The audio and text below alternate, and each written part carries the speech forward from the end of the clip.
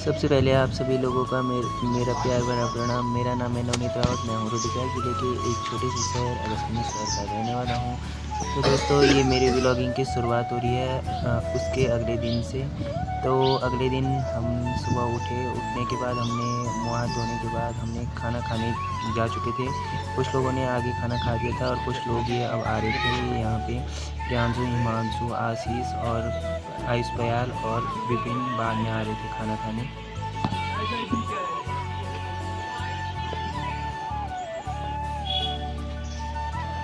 तो दोस्तों, इन दोनों में कुछ बहस हो रही थी।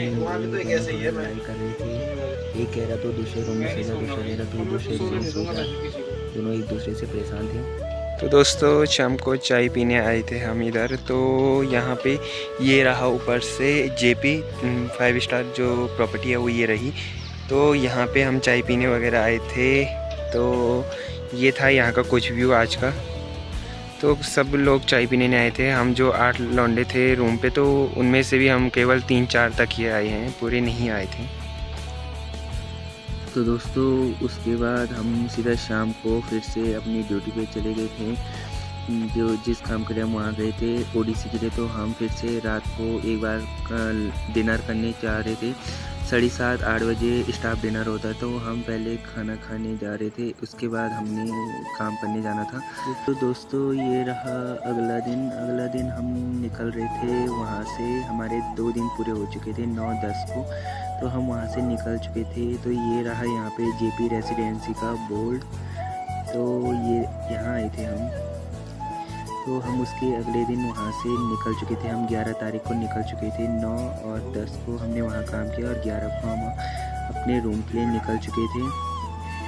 तो ये थे कुछ व्यू शॉट्स। तो ये इन सबको बहुत ज़्यादा थकान लग चुकी थी। सबके मुँह उतरे हुए थे, सबको नींद आ रही थी।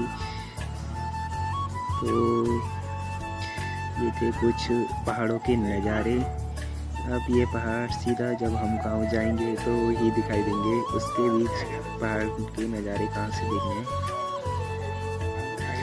ये रहा कुछ देहरादून के व्यू, कुछ पहाड़ों के नज़ारे।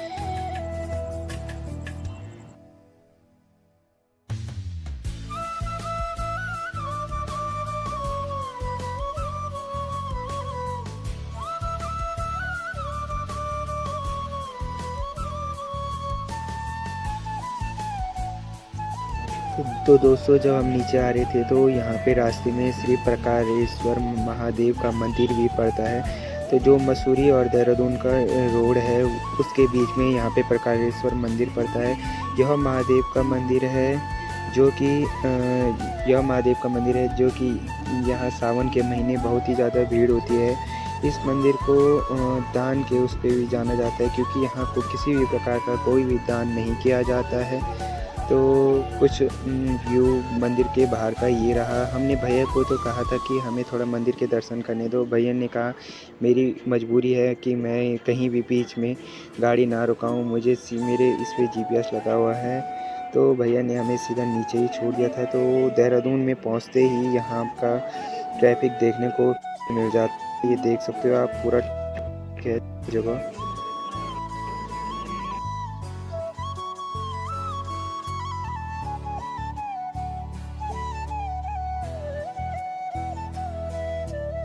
तो दोस्तों, देहरादून पहुँचते तक सबके सब सो चुके थे। केवल 1-2 ही थे जिनकी आंखें थोड़ा खुली हुई थी, और सब के सब आंख बंद करके सो चुके थे। सबको इतनी ज़्यादा गहरी नींद आ चुकी थी। और हम पहुँच चुके थे धर्मपुर चौक पे, यहाँ पे मंदिर के आगे।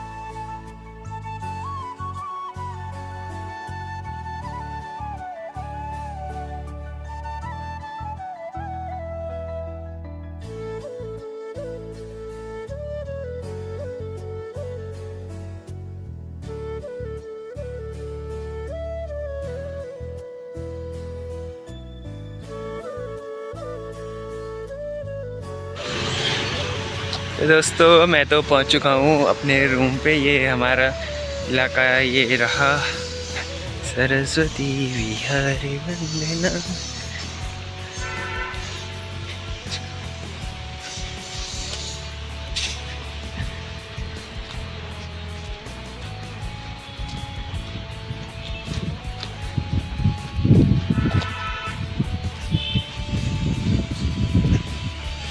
तो दोस्तों ये था अगला दिन। अगले दिन मैंने जो वहाँ के सारे गंदे कपड़े और के थे वो सारे के सारे धो दिए थे। पूरे कॉलेज के कपड़े गंदे हो चुके थे तो मैंने यहाँ अगले दिन धो दिए थे।